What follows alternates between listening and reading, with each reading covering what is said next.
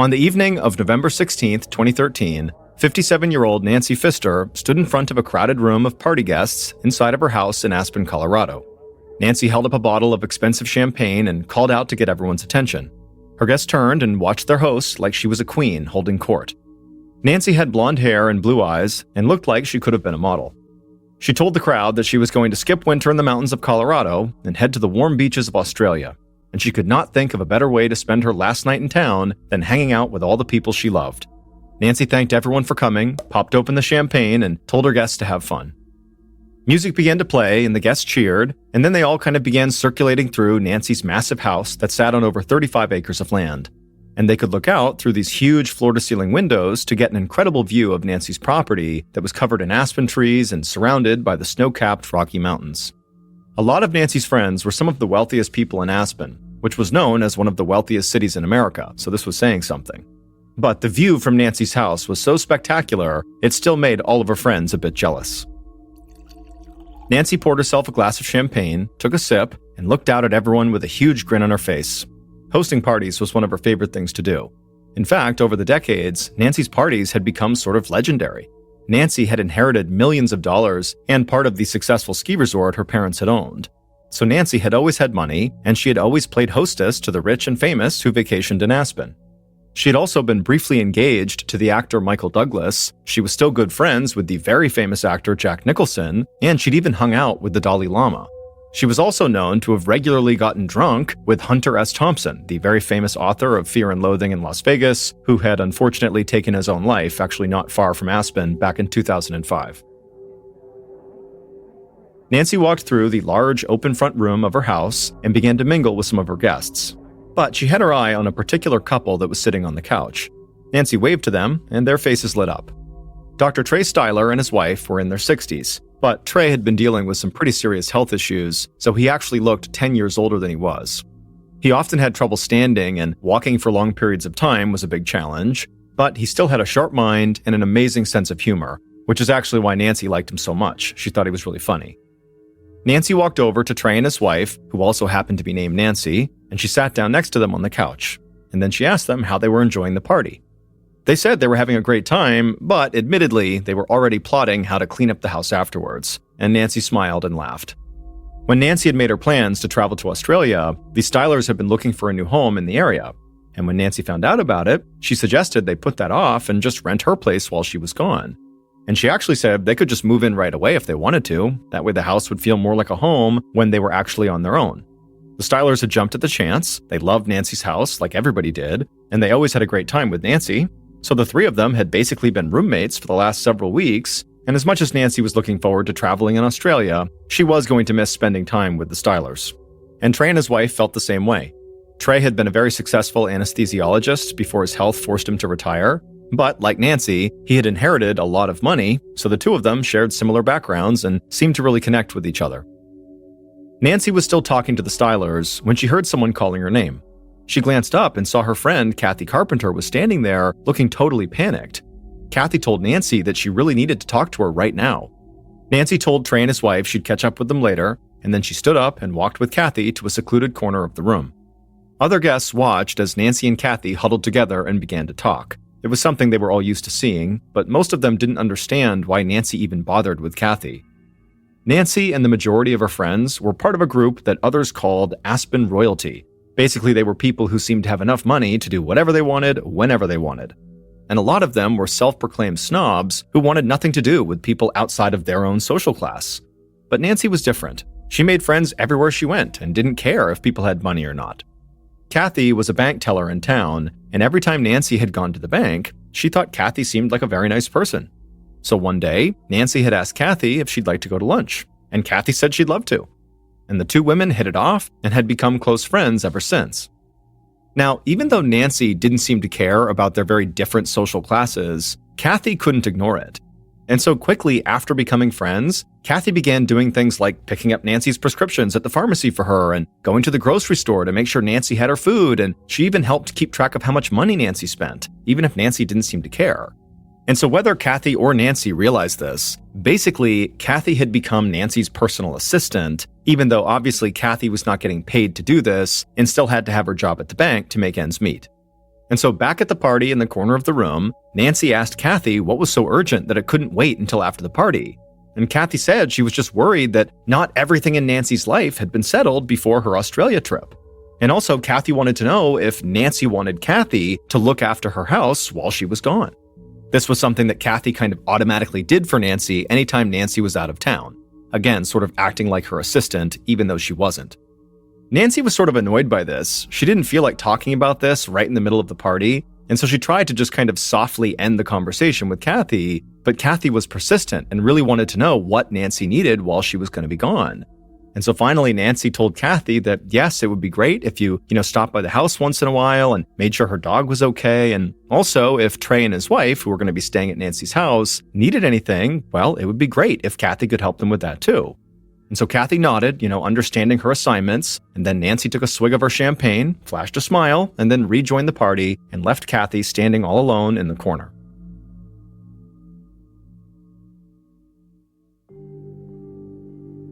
Three months later, on the morning of February 22nd, 2014, Kathy opened up Nancy's front door with her own key. She walked into the front room, and she found Dr. Trey Styler and his wife waiting for her. Trey sat in a wheelchair with a couple of suitcases at his side, and Nancy's dog was laying at his feet. Over the past few months, Trey's health problems had only gotten worse, and he was really struggling to walk a lot of the time. Kathy looked frazzled, like she often did, and she asked the Stylers if they had everything and if they were ready to go. A few days earlier, Nancy had emailed Kathy to say she was coming home from Australia. When Nancy had left, she actually had not set a return date, at least not officially, but now this email served as letting people know she was coming back home. And so Kathy wanted to make sure everything in the house was perfect for Nancy when she got home, and that meant making sure Nancy had the house to herself. So Kathy had informed the Stylers that they needed to get out of the house and take all their belongings with them so she could straighten up before Nancy got there. In the front room, Trey leaned down, grabbed one of the suitcases, and put it on his lap.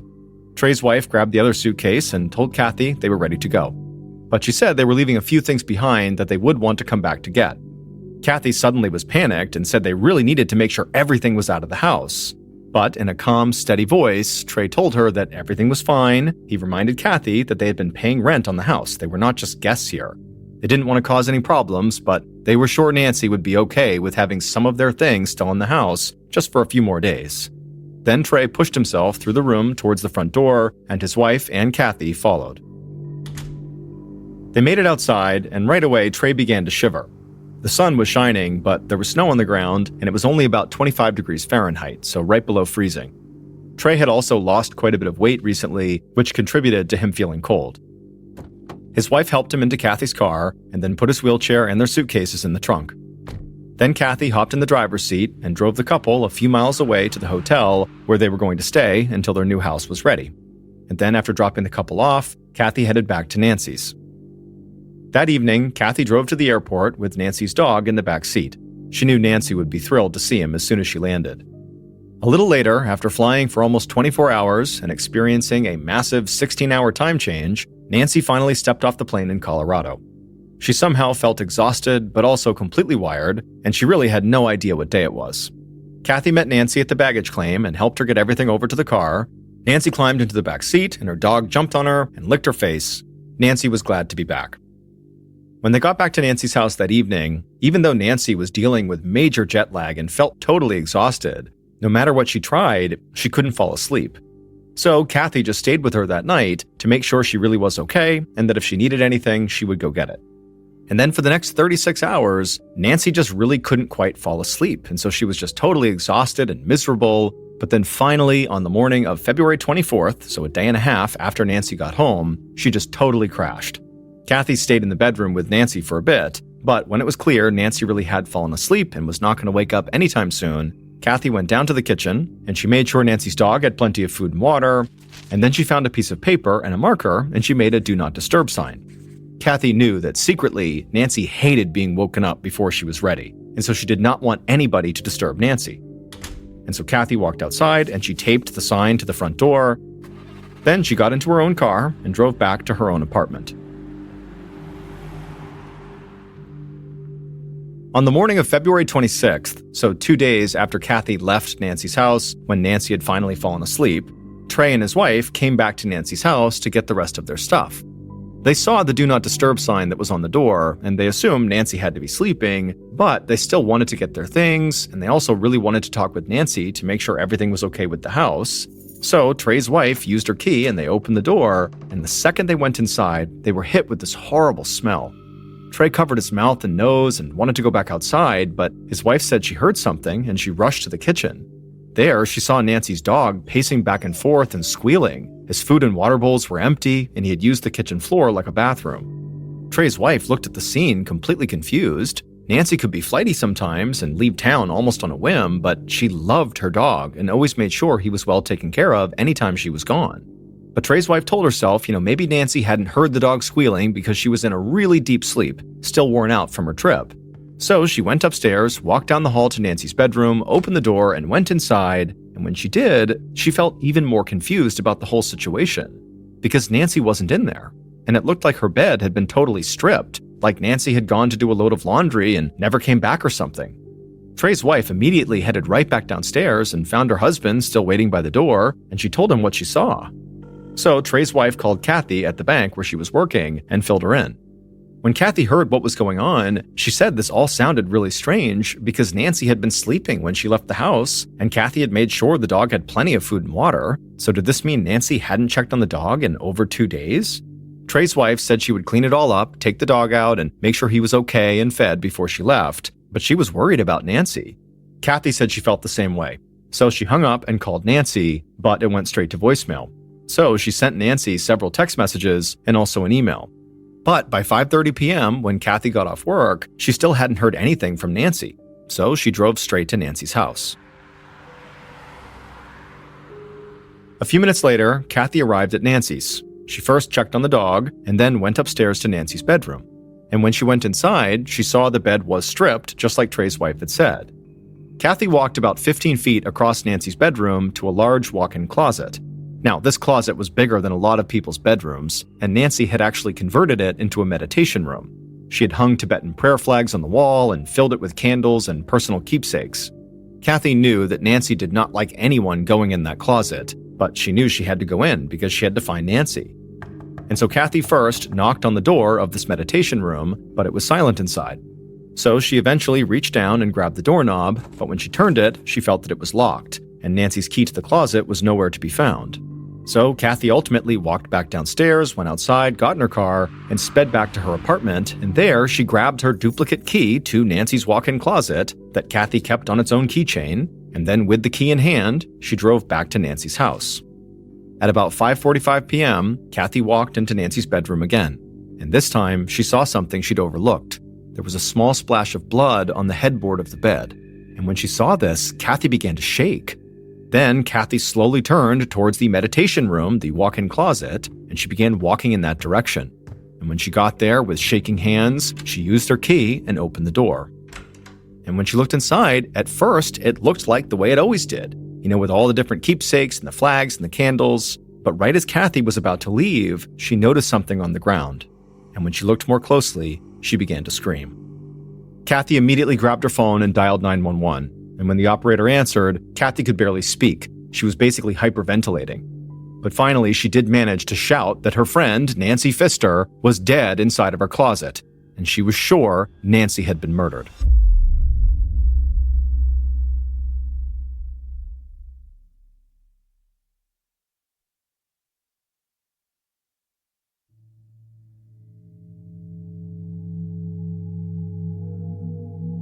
Kathy's 911 call took the Pitkin County Sheriff's Department by complete surprise. Crime was rare in Aspen, Colorado, and there hadn't been a murder in town in over a decade. And on top of that, almost everybody in the area knew who Nancy Pfister was. She was basically a celebrity in Aspen. If Nancy really had been murdered, the county police knew this would be their highest profile case in a very long time. So they immediately reached out to the state police and the district attorney's office for help. And not long after that, an investigator with the DA's office named Lisa Miller parked her car in the long driveway in front of Nancy's house and stepped outside. Investigator Miller was tall with light brown hair, and she was wearing a gray wool overcoat and dark sunglasses. Miller had a reputation for being a staunch advocate for victims and for being very straightforward when dealing with suspects. From where she was standing, Miller looked around and saw all the huge aspen trees spreading out across Nancy's huge property, and she was also able to look inside of Nancy's house through her large front windows, and it was beautiful inside. And so Miller thought, this is like one of the most beautiful places she'd ever seen if it wasn't for the fact that county police officers were stretching crime scene tape all across the yard. Miller saw a couple of deputies talking with Kathy a few feet from Nancy's front door, and she also saw Sheriff Joey DeSalvo standing nearby with Nancy's dog. Miller waved to DeSalvo and walked over to him. She asked him if he had seen the body yet, but DeSalvo just shook his head, and Miller could tell he was on the verge of tears. DeSalvo said Nancy was a good friend of his. Before he was sheriff, he'd had a bit of a wild side, and actually he and Nancy used to party together. And he also said that he was the one who'd been called in to deal with Hunter S. Thompson's body after the writer had killed himself, and seeing someone he knew covered in blood like that had haunted DeSalvo for years, so he couldn't bring himself to go look at Nancy's body. Miller said she understood and just told him that he would need to tell her everything he knew. DeSalvo nodded and said that Kathy, the friend of Nancy's who had found the body and called 911, had told him that when she went into the bedroom closet, she had found her friend's body on the floor. Nancy's body was wrapped up in some sheets and a carpet, and her hair was matted with blood. That's about all he knew as far as the body was concerned. But there was one more thing that Kathy had told him. Kathy said that she had noticed some of Nancy's pill bottles were missing from her bathroom. Miller thanked DeSalvo, slipped on a pair of gloves, and then walked inside the house with one of the sheriff's deputies. Miller and the deputy headed upstairs and walked directly into Nancy's bedroom. They noticed the bed was stripped, and they saw blood on the headboard. Then they stepped into the closet that had been turned into a meditation room and looked down at the floor. But for a second, they both just stood there confused, because it just looked like there was a blanket and a pile of sheets laying there. And so Miller crouched down, and it wasn't until she was right over the blanket and sheets that she could tell they were actually wrapped around something. Miller kept staring at the pile for a second, and then she asked the deputy if Kathy had mentioned moving the blanket or touching it in some way. But the deputy said, according to Kathy, she had not touched anything in the closet. This made no sense to Miller, because at this moment, it was really impossible to tell if what was wrapped up inside of these sheets and this carpet was actually Nancy Pfister's body. And Miller definitely couldn't see any blonde hair matted with blood nearby like Kathy claimed to have seen inside of this closet. Miller nodded to the deputy, and so he crouched down, and together, they began to unwrap the blanket and the sheets. And as they did, they heard a strange sound, like the sheets were rubbing against something plastic. And then finally, once they had unspooled the bedding, they tossed it aside, and what they were left with was blood-stained trash bags wrapped around a dead body. Miller began to remove the trash bag covering the victim's head, and this is when she saw blonde hair matted with blood, just like Kathy had said. Miller finally pulled the trash bag all the way away, revealing the victim's face, and immediately the deputy lowered his head and told Miller that that was definitely Nancy Pfister. Miller wanted to wait for the state forensics team to arrive before handling the body anymore, so she and the deputy stepped out of the closet and began to search the rest of the house. But during the search, Miller didn't find any signs of forced entry or of a robbery. I mean, expensive paintings still hung on the wall, and Nancy's electronics and computer were plainly visible but looked untouched. And so Miller headed back outside into the cold winter air, and she saw Kathy, so she walked over to her and introduced herself, and she told Kathy they would need to talk at length at some point. But for now, Miller said she only had one question. Had Kathy touched the blanket or the sheets on the floor inside of that closet? Kathy shook her head and said no. She said she really had not touched anything in the closet, and as soon as she saw her friend's body on the floor, she called 911. And so Miller thanked her and went back inside of Nancy's house. Not long after Miller's initial sweep of the house, state forensics officers arrived on the scene. They followed Miller to Nancy's bedroom and began searching for prints, and they also took a sample from the blood spatter on the headboard. Then they flipped over the mattress and found several large bloodstains on it. After that, the officers went into the closet and began to do a thorough search of the body. All the while, Miller kept looking back and forth between the closet and the bed. The bloodstains on the headboard and the mattress made it seem like Nancy had been attacked in bed and then dragged, 15 feet or so across the room to the closet. The killer had also flipped the mattress over to try to hide the bloodstains and then clearly wrapped the body up in bedding and trash bags. And this was not an easy task. Just moving Nancy's body around would have been heavy and cumbersome, and there were so many steps the killer had to complete before leaving the house. And so as a result, Miller knew the killer would have needed a lot of time after killing Nancy, and also a lot of strength to pull this off. Or the killer would have needed a partner. And so Miller thanked the forensics officers and headed back downstairs, and she was still taking in everything she'd seen and heard, but at this point, she was sure about one thing. Kathy had lied to the police, because Nancy's body was not visible inside of the closet. And so if Kathy said she had seen her friend's blonde hair matted with blood, that meant either she did move the blankets and the carpet, and that's how she saw it, and then covered it back up, or Kathy just knew Nancy's hair was matted with blood because Kathy had killed her or had assisted in killing her.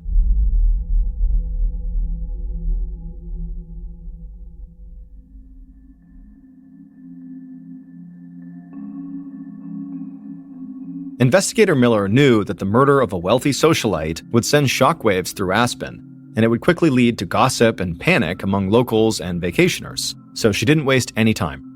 Not long after Miller searched Nancy's house, she told Kathy to come down to the sheriff's station to meet with her and county and state police investigators. That day, Kathy stepped into the small interview room at the station. Kathy was average height with long brown hair, and she wore jeans and a red sweatshirt. And she looked very upset from the moment she sat down directly across from Miller. Miller spoke calmly and quietly.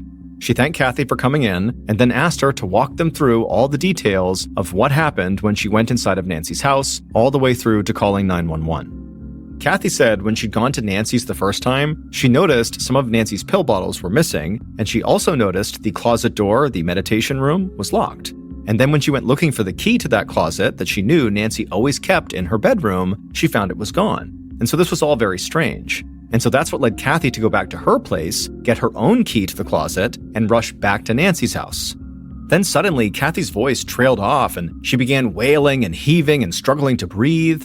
The investigators worried she was hyperventilating, like she had during her 911 call. But despite Kathy's hysterics, Miller noticed something about Kathy that was very strange. Even though Kathy was visibly sobbing, Miller couldn't see any tears. Miller did not like to judge how people grieved, but she had seen suspects act like this before. And they often used these huge displays of emotion to try to cover up their own guilt, or to at least avoid answering questions. Finally, when Kathy calmed down, Miller immediately began asking questions. She asked Kathy again if she had touched the bedding or Nancy's body when she went into the closet. Miller wanted to give Kathy a chance to change the story that she'd told her at the house. But Kathy said she had not touched Nancy. When she was in the closet, she had just looked at the floor, saw her friend's bloody hair, and immediately knew Nancy was dead. At this point, Miller sat up straight in her chair. Her height could make her intimidating, but her demeanor always remained totally calm. Miller thought there was a good chance Kathy was lying, but there was also a chance Kathy had been so upset that she really didn't remember everything that happened.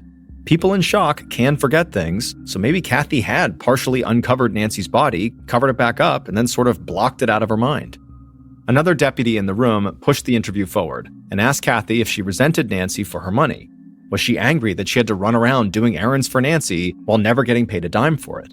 But Kathy shook her head. She said it wasn't like that. She and Nancy were extremely close and they loved each other. And something about the way Kathy said that struck Miller as strange. She couldn't be sure, but this woman seemed like more than just a broken-hearted friend. So Miller leaned in and asked Kathy if she and Nancy were actually lovers. Kathy looked very surprised by this question, but she took a deep breath and looked very calm for the first time in the interview, and then she said that she and Nancy had been intimate, but only one time, and that it didn't matter. They were just friends who cared about each other. Kathy insisted that she was not some kind of jealous girlfriend and that she had nothing to do with Nancy's murder. Miller didn't show any sort of reaction on her face. She had no idea if Kathy was actually telling the truth about being intimate with Nancy only once, but she thought that if it was true, certainly once could have been enough to complicate the relationship.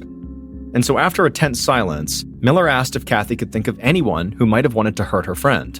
Kathy sat there silent. An angry look came across her face, and then she nodded. She said she had a pretty good idea of who wanted to kill Nancy. It was Dr. Trey Styler and his wife. After the interview with Kathy, investigator Miller thought that Kathy was either directly involved with the murder or just knew more than she was letting on. Kathy had easy access to Nancy's house and a key to the walk-in closet where Nancy had been found. Kathy also had a sexual relationship with Nancy at least one time, and she seemed to know details about the body that only the killer would know. But all the evidence pointing at Kathy was still circumstantial, so for the time, police let her go home. Soon after Kathy left, county officers located Trey and his wife at the hotel where they were staying, and they asked them to come to the station. When Trey walked into the interview room for his interview, Miller was taken aback by how frail this man looked. He clearly struggled to walk, and he was extremely underweight for his height. This just was not a guy with the physical strength to murder Nancy, then wrap her up, drag her to the closet, and then flip over a mattress. It just was not possible. But Kathy, in her interview, really seemed to think that Trey and his wife were capable of killing Nancy and had wanted to kill Nancy. So Miller began by asking Trey about his relationship with Nancy and his time living alone inside of her house. Trey would admit that Nancy could be very difficult to deal with as a landlord. She was terrible at keeping records and often thought she was owed money that she had already been paid. But Trey had said that working with Kathy and Nancy's attorney had made things a lot easier, so any issues he might have had with renting the house always got worked out. When Trey's wife had her interview, she basically said the same thing as her husband. And even though she was not frail like her husband, investigators did not think this slight woman in her mid-60s could have physically carried out the murder on her own either. So by the time Trey and his wife left the station, investigators still believed that Kathy was the most likely suspect. And Miller thought there were two key pieces of evidence they needed to find to directly link Kathy to the murder. There were Nancy's missing pills and Nancy's missing key to the closet. On February 28, 2014, 2 days after Nancy's body was discovered, a county sanitation worker walked along a street checking the public trash cans. A lot of mountain towns in Colorado have strict rules about what can and can't be deposited in public trash cans in an effort to keep bears away. And so sanitation workers literally check the trash cans to make sure these rules are being followed. And so this worker opened a trash can out in front of some shops, and right away something caught his eye. In an open bag, he saw several pill bottles. This type of personal trash was not going to attract bears, but it was still not allowed in public trash cans. So he leaned in to grab the bag, and when he got closer, he saw the name on the bottles, Nancy Pfister. Like everybody in the area, the worker knew about Nancy's murder, so he immediately contacted the sheriff's department. Investigator Miller got word that the missing pills had been found, and she couldn't believe her luck. It was like a prayer had been answered. Then, the following day, a man was walking down the sidewalk not far from where the pills had been found, and he saw something on the ground, glinting in the sunlight. He bent down and saw it was a key, and there was a tag on the keychain that said Owner's Closet. He picked it up and handed it over to a county police officer who was parked nearby. And back at the sheriff's department, it did not take long for officers to realize that this key was the missing key to Nancy's meditation room. And so investigators started to feel like they must have a guardian angel or something. In the span of 2 days, 2 random people had located key pieces of evidence that helped break the case wide open. Because the locations where the key and the pill bottles had been found made it pretty clear who had gotten rid of them. So, over the next couple of weeks, investigators followed up on the evidence, shored up their case, and then made an arrest. Then, about 3 months later, in June, investigator Miller, along with officers from the county and state police, sat in an interview room and listened to the killer's full confession.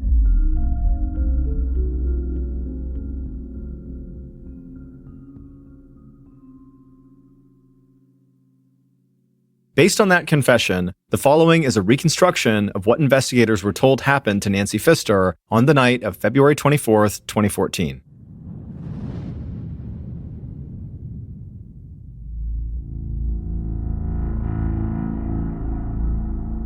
That night, the killer stood at the bottom of Nancy's stairs inside of her house, holding several trash bags and an electrical cord in one gloved hand and a hammer in the other.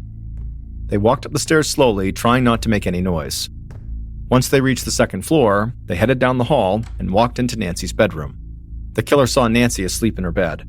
She had her headphones in, and she was wearing an eye mask to block out any light. This put the killer at ease. It didn't look like Nancy was going to wake up and fight back. So the killer walked over to the bed and put down the trash bags and the cord, but kept the hammer in their hand. Then they just stood there staring at Nancy as she slept. After taking a breath, the killer slowly raised that hammer up into the air and then smashed it down into Nancy's head. The killer felt Nancy's skull crack, but they immediately raised the hammer again and kept swinging it down at her head and face. As they did, blood splashed against the headboard and ran down into the mattress. Eventually, the killer stopped their frenzied attack and lowered the hammer, and then stared down at Nancy's now dead body. Then they dropped the hammer onto the trash bags, and then took the top blanket off the bed and placed it on the floor, Then the killer quickly pulled the bloody sheets off the bed and threw those on top of Nancy's body, and then they grabbed the corners of the blanket and began to drag the blanket with Nancy on top of it over to the walk-in closet.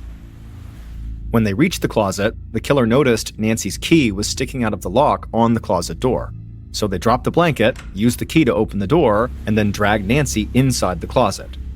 Then they ran back into the bedroom, grabbed the trash bags, and went back into the closet. There, the killer crouched down and wrapped Nancy's head in one of the bags. They cinched it tight around her neck using the electrical cord. Then they also wrapped up her torso and her legs with the other trash bags. Once they were satisfied, the killer also wrapped Nancy in her own bed sheets, as well as her own blanket, and then left her right in the middle of the closet. The killer stood up and looked down at the floor where Nancy was, and to them, it was barely even noticeable that a body was under all those layers. So they stepped out of the closet, closed and locked the door, and pocketed Nancy's key. Then they went back to Nancy's bed and flipped it over so the blood wouldn't show.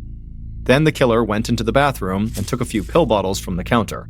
They figured this might make it look like Nancy had just taken off for a few days. Finally, the killer headed downstairs, carrying the hammer and the pills in their hands, and as they exited the house, they could hear the sound of Nancy's dog barking in the kitchen. But they didn't care. They just rushed out to their car, hopped inside, and drove a few miles away to the hotel where they were staying. In the days following Nancy's murder, investigators came to believe that Kathy was involved, because it looked like she had lied, and because she knew details that she could not have seen without handling the body.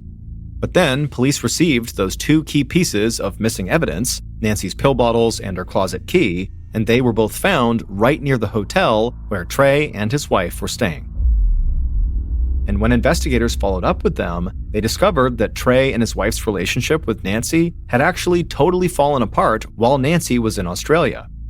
Nancy was not just absent-minded when it came to getting her rent like Trey had suggested. Instead, she was aggressive and kind of a bully. She wanted the Stylers to pay several months' rent, which was over $13,000, in cash all at once. But Trey insisted that was not what they had agreed to, and his medical bills were draining his savings, so paying that all at once really was not an option. Over the course of Nancy's trip, both parties got their attorneys involved and started accusing the others of trying to rip them off. So by the time Nancy finally flew back to Colorado, Trey and his wife had made it clear they were very, very angry at her. In fact, they had told Kathy on several occasions that they wished Nancy was dead. And it would turn out Kathy had basically said the same thing to the Stylers. She also seemed fed up with Nancy, specifically the demands Nancy kept putting on her. And she said there was a dark and cruel side to Nancy that really only people close to her saw. Her public perception is she was not this snobby, awful person, but, behind closed doors, at least to Kathy and to the Stylers, she was. When investigators learned all of this, they no longer believed Trey and his wife were innocent, but they also didn't believe that this couple was physically capable of committing this murder without help. So investigators became convinced that the Stylers and Kathy had killed Nancy together. And in March of 2014, police arrested Trey, his wife, and Kathy. But then in June, when all three suspects were behind bars, investigator Miller sat and listened to a full confession, but that confession only came from Trey. He claimed he had planned and carried out the murder all by himself. His wife and Kathy had nothing to do with it. In fact, Trey explained that he'd experienced this insane jolt of adrenaline on the night of the murder, something he had never felt before, that made it feel like he had no health problems. And so he said that was how he was able to kill Nancy with a hammer, drag her body to the closet, and wrap her up in blankets, sheets, and trash bags.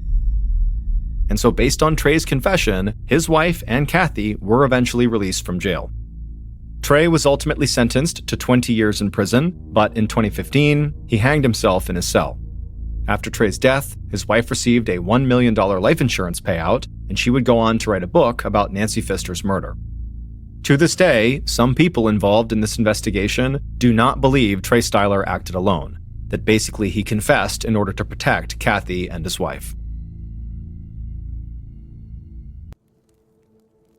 Around 10 a.m. on March 18, 1944, a 26-year-old Finnish soldier named Aimo Koivunen sat around a campfire with a group of other soldiers inside of the Arctic Circle in northern Europe. They were very deep into the wilderness in this forest that was covered in several feet of snow. And Aimo was melting a pot of that snow over the fire so the group could drink some tea. And at the same time that IMO was doing this, even though it was kind of relaxing to be sitting here, IMO, his whole body was basically aching. Number one, it was 5 degrees outside, and this was also the first time that he and the other soldiers had stopped to rest in about 2 days. They had been on the move the whole time.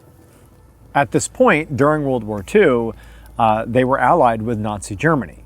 Not because, they were Nazis, they were not, but because Finland and Germany shared a common enemy, the Soviet Union. Right now, IMO and his squadron were in an area called Lapland, which used to belong to Finland. But 4 years earlier, the Soviet Union had invaded Finland and ultimately forced Finland to cede this land to the Soviets. But now, during World War II, Finland wanted to get their land back, and Germany was helping them do that. And so IMO and his squadron were in Lapland on essentially a reconnaissance mission. They were there to try to figure out sort of what the Soviets were doing in this part of Lapland and how many Soviets were out there, again, in this particular part of Lapland. However, IMO and the others had spent the past 2 days skiing all over the place in their area of operations, but so far, they hadn't seen any Soviet soldiers or any Soviet bases. But, for IMO and probably for the other soldiers that he was with, this was ultimately a good thing. They were trained for combat, but they didn't necessarily want to come across Soviets and have like a full-blown shootout, in part because the Soviets were just a bigger, more well-equipped military. And, they were also more advanced. And so if they got into a gunfight with them, who knows what would have happened? And so even though IMO is like sitting here feeling very sore and very tired as he melts his snow, he was ultimately feeling kind of grateful that this reconnaissance mission had proven to be pretty low-key. However, just as the water began to boil, IMO and the other soldiers heard the unmistakable sound of machine gun fire coming from somewhere that had to be nearby. And so immediately, IMO and the others, they jump up, forget what they're doing, and they're looking to see where this gunfire is coming from. But then before they could even make sense of the situation, IMO's lieutenant yelled like, "Hey, get ready, get your guns." And so they all scooped up their weapons. IMO, he's picking his weapon up, and as he looks up, he looked off in the distance, maybe a quarter mile away, and he was shocked to see an entire pack of Soviet soldiers bearing down on them. They were literally skiing down this mountainside right nearby, and they were obviously shooting their machine guns, not in random directions, but right at IMO and the other men. They were clearly being attacked by these Soviets. Now, IMO and the other men have clearly been trained for this. This is literally why they're out here. They are soldiers. They're ready for this type of encounter. But for a moment, when IMO sees this overwhelming force that's descending on them, they're clearly outnumbered, like this is going to end badly. All IMO had in his head was just this overwhelming feeling of just terror. He was the oldest of 6 children, and when he first enlisted in the military, he had promised all of his little siblings that he wouldn't get hurt. He would come home, he would be okay. And now he knew that wasn't going to happen. Like he was going to get killed. He just knew it. But at this point, IMO, he looked over at his lieutenant to get orders. But IMO, after sort of breaking out of this initial thought, he looked over at his lieutenant, and his lieutenant looked terrified too, but he quickly composed himself and yelled for IMO and everybody else to flee. Just moments later, IMO and the other Finnish soldiers were on their skis, skiing as fast as they could away from the Soviets down the backside of this mountain, just doing anything they could to survive. And as IMO is skiing away, he can hear the sound of gunfire ricocheting off trees, zipping by his head. Like he's thinking, at any point, I'm going to get hit, or one of my teammates are going to get hit. There's nothing we can do. We just got to go as fast and as far as we can. And so he's skiing, and actually IMO was at the front of their formation. So he's actually leading the pack. And so really it was his job to kind of create tracks in the snow that the others could follow in behind. It was easier for them. But it meant he was expending a lot of energy, basically pushing all the snow down as he was making his escape. And as much as he wanted to maintain that position and do this for his teammates, to continue to make tracks here, it was so exhausting. And also, like when you're in combat, you have this unbelievable adrenaline rush, that sometimes can lead to like a massive crash of energy.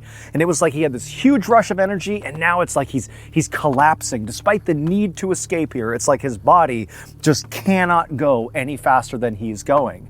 And so before long, it's like he found himself slowing down, and his teammates are zipping by him because they can't stop. The bullets are flying fast, like their only hope of survival is just to keep on going. And so Aimo knows that, like, basically, if he can't keep up, he's dead. But his body, it was just he couldn't go any faster. He was slowing down. He was going slower and slower. He can hear the sound of the gunfire getting closer and closer, and he's thinking about his siblings and how devastated they're going to be to find out that he was killed in this war. And so slower and slower he's going. The sounds are getting louder and louder behind him, and he sees the last of his teammates pass him, and he sees them just kind of drift off down the mountain into the white abyss beyond, and they're gone. He's alone, and he just can't keep up. And then finally he just loses control of his skis. He veers off to the side. He starts tumbling down the mountain, smashes into a tree, and he passes out.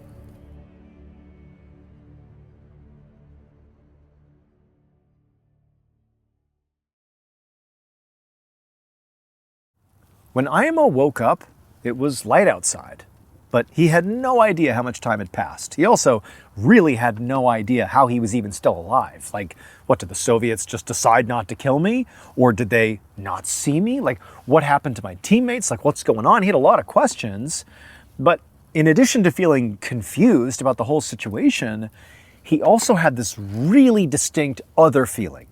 He had this immense sense of being alert. Like hyper alert, more than really he had ever been in his whole life. It's like he could hear and see everything at like a 10 times level. It's like, oh my God, I know everything going on around me. I'm totally aware.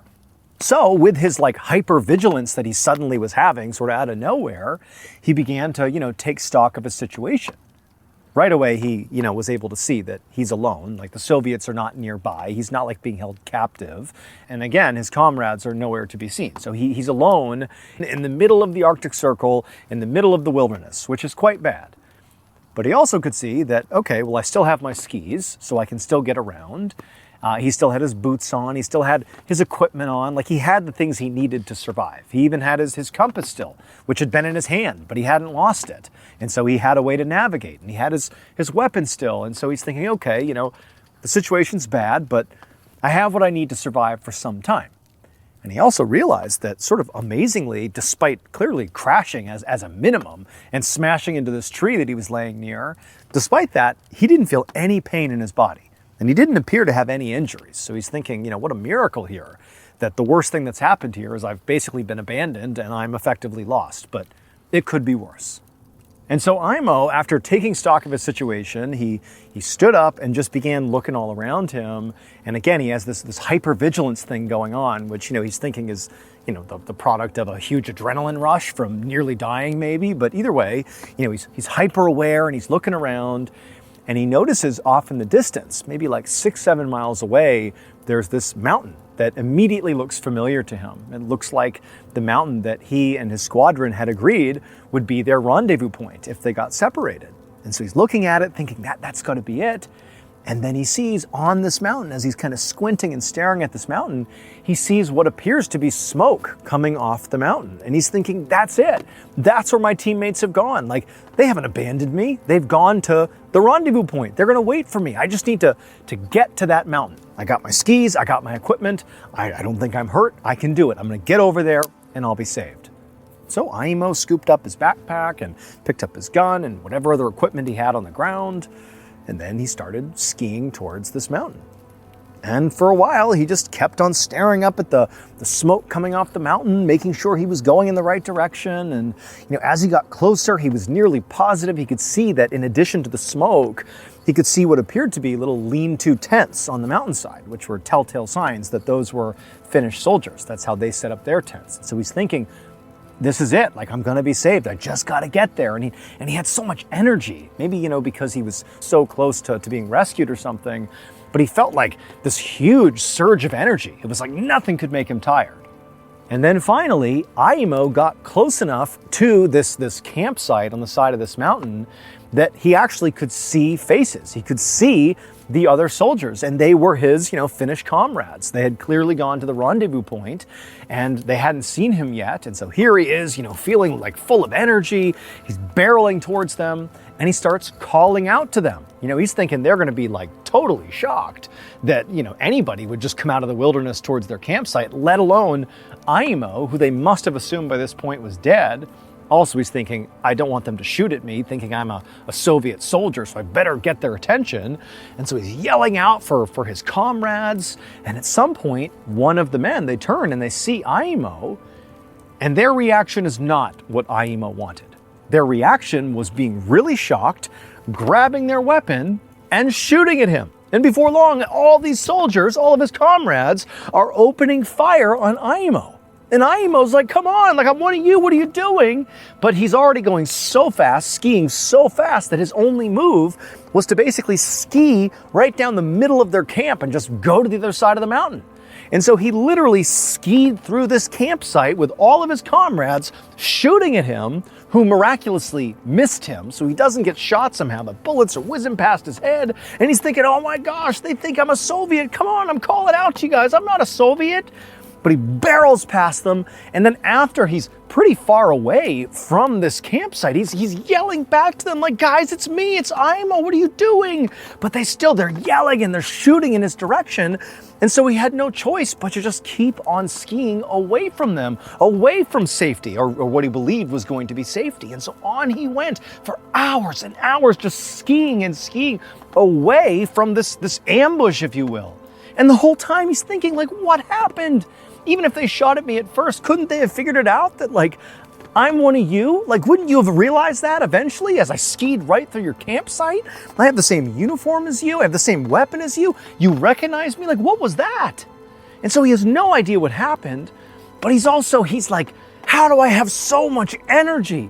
Like, how am I able to do this? I've been skiing for hours and hours and hours. I've been shot at so many times. Like, this is surreal. What's happening? Like, what is going on here? And so Aimo just continued skiing for hours and hours until it was abundantly clear he was not in shooting range. He didn't hear the sound of any gunfire. Like, he's safe again. Still very confused why this was even happening, but he's safe. The sun's gone down, and so he thinks, like, okay, I need to stop. I need to make camp. I need to regroup. But it was at this point that he's thinking to himself, like, I haven't eaten anything. I haven't had any water. I've basically been at a full sprint, like skiing at a full sprint here for practically the whole day. I've had multiple near-death experiences. I smashed into a tree during that initial, skirmish. But I feel great. I feel like I have more energy than I've ever had in my whole life. And so he's just caught by, like, how am I able to do this? Is this what it's like when you're in a true survival situation? Like your body just goes into like overdrive or something? Like he couldn't understand it. And so he's standing there, like basically telling himself, you really need to stop. Even though you have the energy to go pretty much indefinitely, you need to stop, you need to make a fire, you need to have food, you need to have water, you need to rest. But it was like he was forcing himself to do these things. He didn't feel compelled to do them. It was like, oh, that's right, I need to like do human stuff. And so that's what he did. He stopped, he built a fire, he made some food, and he's like not hungry at all, but he's eating the food, forcing himself to. He's having some water. And then he said, okay, I'll rest, and then in the morning I'll figure out what to do next. But he lays down to go to sleep, and he should have been completely exhausted, but he wasn't. He couldn't even sleep, like not at all. He just laid there completely wide awake as the wind and sleet and snow whipped all around him, and he just laid there. Again, feeling great, but just not tired at all. The next morning, when the sun came up, Aimo had not slept at all, but still he was able to get up, put his skis on, and get his stuff and continue skiing, basically in the direction that he believed would bring him back to Finland. And as he was skiing, he's thinking to himself, it's kind of interesting because when he first got attacked by the Soviets, it was like his mind was clear, but his body failed him. Like his legs got so tired from trying to cut those tracks in the snow that he fell off and crashed. And that sort of led him to this position. But now, for whatever reason, it was like his mind was delirious. Like he couldn't keep his thoughts straight, but his body was like a Terminator. Like he just kept on going no matter what. And so he just kept on skiing, almost like without even thinking. His body was like on autopilot. And so all day that day, Aimo just skied in one direction and just didn't stop. And the whole time he's skiing, he didn't see another soul. He is out in the middle of, the Arctic Circle. There's no more Soviets, there's no more teammates, nothing. He's just out in the middle of the wilderness. And realistically, he didn't know if he was even remotely going in the right direction, but he was just gonna go. But that night, as he's still just skiing in a straight line, not stopping, sort of unbelievably, he looked up ahead and he saw somebody, the first person he had seen since, the ambush at the campsite. And even more unbelievable is the person he saw was one of his teammates. It was this guy named Matty. He was a comrade of his. They had been together when the Soviets had first attacked. And so immediately Aimo's thinking, clearly Matty got separated as well, and it's just serendipity that we have wound up at the same place. And so Aimo, he skis right up to Matty and he's waving him down. He's so relieved to see him. And Matty, when he looks over at Aimo, he doesn't shoot at him, but he sort of tells him to be quiet, calm down. And he kind of beckons him over. And when Aimo comes up next to Matty, he has all these questions what do we do? Where are we going? But Matty just tells him just to be quiet and then gestures to lay down on the ground. And so Aimo doesn't really know what's going on here, but he trusts Matty. Matty is not shooting at him. That was a good sign. And so the two of them just laid in the snow. They laid down right there. And for the first time in what felt like a very long time, Aimo was able to feel tired enough that when he closed his eyes, he did drift off to sleep almost right away.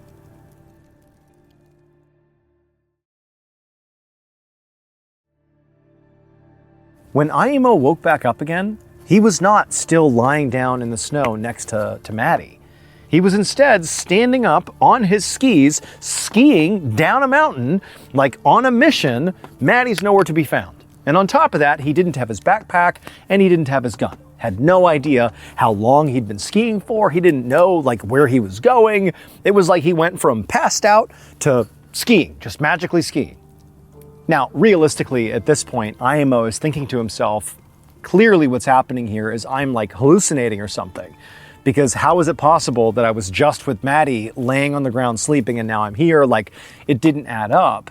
And so as he's just sort of mindlessly skiing along, he's telling himself this is you dying. This is you losing your mind before you die. Your mind is all over the place. Your body's still going for reasons he didn't really understand. Still at, full tilt, full energy, didn't know why. But at some point that's going to give out and you're just going to die. That's what's going to happen here. And so Aimo's only hope was that between now and when he died, that hopefully somebody would see him and save him. He knew it was an outside chance, but at this point, that's all he had. And so on he skied. No weapon, no backpack, no supplies. He's basically operating on no sleep, and he's just skiing. And for days and days, he doesn't stop. He can't believe his body is keeping up as well as it is. His mind is totally gone, but he is just going for days and days and days. Doesn't run into anyone. But then one day, again, days later, he's skiing along and magically almost in front of him appears this building. He can't tell if it's necessarily a military outpost or civilian. He doesn't know if it's Finnish or German or Soviet. But he knows, even in his totally fractured mental state, that attempting to go in that building and hoping there are people in there that will save him, even if they won't, even if they kill him maybe, that is a better outcome, a better choice than doing what he's doing right now, which is the sort of endless ski to his death. And so Aimo starts skiing faster and faster towards this building, just full reckless abandon, fully committed to this is my rescue or this is my death. And as he gets closer, he sees, sort of unbelievably, that this is a military installation, and it is a German military installation. And remember, the Finnish are allied with the Germans at this point, and so this is a safe place for him. And so he's so relieved, he can't believe he's gonna potentially survive this thing. He takes off his skis, and he starts running towards the front door of this building. But before he gets to the front door, he steps on something, and then there was a loud bang, and he's thrown into the air and comes crashing down. And when Aimo opened his eyes and sort of took stock of what had happened, he didn't feel any pain, but he looked down and he saw his foot was just a bloody mess. There was literally bones poking out of his ankle. Like he could see, clearly he sustained a horrible injury and he must have just stepped on a landmine. But Aimo, determined to get into that building, he pulled himself up, again sort of channeling this unbelievable just endurance he had been feeling the past several days that he'd been out here. He stood up and on one foot began hobbling his way towards this installation. And he finally gets to the front door of this German military base. And he grabs the doorknob and he's about to open it when there's another banging sound and he's thrown again into the air. He had stepped on another landmine. And he comes smashing down and he doesn't die. He doesn't feel any pain. But he looks down at his legs and he sees his other leg that was not injured a minute ago is now also mangled. So now he can't even stand. He's incapacitated. And on top of that, even though he's near this military outpost, he turns and looks at it. And now that he's a little bit closer and he's sort of looking more, intentionally at this building, he realizes it's abandoned. Like this isn't going to save him. He's trapped. He's in the middle of nowhere and there's no one here. And so at this point, Aimo just said, you know what? It's over. Like, I'm going to die. And so he literally just crawled his way over to this nearby ditch, let himself roll into it, and he just waited to die. He just knew it was over. But he didn't die. For days, he just laid in this ditch, like unable to die. He wanted to die. He wanted this to be over. Like, what else is he going to do? Who's going to save him? But he just watched the sun come up and set. Go up, set, over and over and over. He lost track of how many days he was just laying there, again, bleeding profusely, like grievously injured. He hasn't eaten anything. He hasn't had any water. He can't believe he's still alive. He really can't believe it.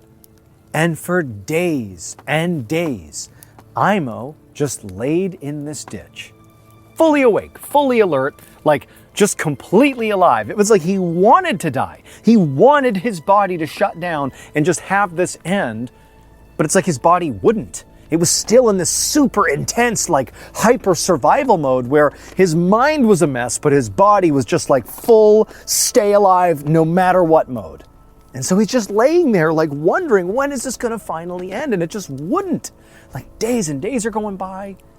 And then as he's laying there, one of these days he's just in this ditch. He looks up during the daytime and he sees what looks like a plane flying overhead. Now, at this point, Aimo is in very bad shape. I mean, he's alive, but it's not going well. And he knows that, so he doesn't know if he's hallucinating this or what, but he felt like it was real. But after watching this plane circle overhead for a minute, Aimo was almost certain he heard the sound of this plane landing nearby. And then a couple of minutes later, he could have sworn from the ditch, he can't really see anything, he could hear the sound of people speaking in Finnish, his native language. And then a moment later, again, he didn't know if he was hallucinating or not, but he sees this head poke over the top of the ditch. And it was this young man, this young Finnish guy, and he's looking down at Aimo, and Aimo's looking back up at him. And then a second later, Aimo was being pulled out of the ditch. Later that day, Aimo found himself laying in a hospital bed inside of a hospital in Finland. Like the man and the plane, all that, not a hallucination. He really had been rescued. And once he was at the hospital, it turned out he weighed just 94 pounds. He was also badly burned and frostbitten, and both of his legs were very badly mutilated and mangled. And his heart was beating at a staggering 200 beats per minute, despite the fact he's just laying in bed, not doing anything. And even more crazy was they couldn't actually get his heart to slow down. It just kept beating at this crazy high level. Now, at first, doctors and nurses and all the staff were like really shocked by Aimo's condition.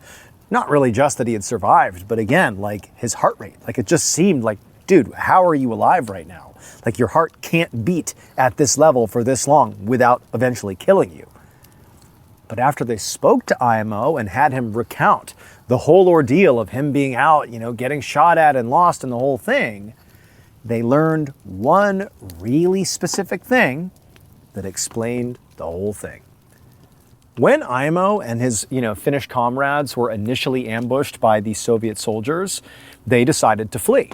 But IMO, he was having such a hard time physically keeping up with the other soldiers. Like, he was just getting so tired from trying to break the tracks, and then he fell off, and he's thinking to himself, if I don't find a way to keep up, I'm gonna get captured or get killed by the Soviets. And so he's desperate.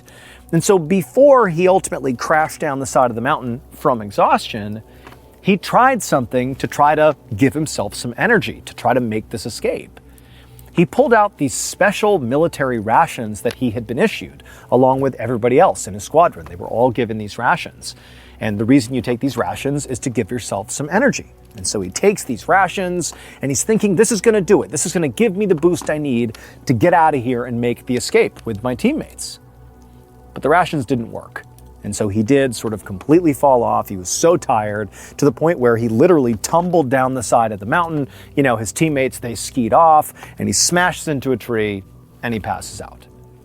However, when IMO woke up, one, he was amazed he had not been captured or killed by the Soviets, but he's realizing he's all alone and like, what's going to happen to me? And then he starts to feel like, man, I just have a lot of energy. I can see and perceive things on a level that I couldn't before. Well, that's because the military rations had kicked in. And now he had like this abundance of energy. And it allowed him to basically ski indefinitely without sleeping, without having water, without food. He gets blown up twice. His feet have been blown off, basically. He's laying in a ditch dying, but he just can't seem to die. I mean, the guy should have died like several times, but these rations did their job. They gave him all the energy he needed to survive this crazy, crazy 2 weeks in the wild. Well, the military rations, they're called Pervitin. And this drug, I don't know if it's still given to soldiers now, but probably not, because effectively what Pervitin is just pure crystal meth. And so in essence, IMO survived in the wild for all this time because he was on just a pure meth-fueled rage. He was just completely high for 2 weeks, and it saved his life. One thing to note about Pervitin is it does have two distinct downsides. One, it is incredibly addictive, and two, it creates really, really intense hallucinations. And so very likely, he did not come across his own battalion who then opened fire on him. He did not come across Maddie, his teammate out in the wild who told him to lay down. And who knows, we're not even sure if the military installation he saw was real. Like, very likely all of that was just in his mind. However, the landmines, those were real. Somewhat unbelievably, IMO would make a full recovery. And he would go on to get married, he would have 9 children, and he would live to the age of 71. And as grateful as he was to the drug that did save his life, he never took Pervitin again.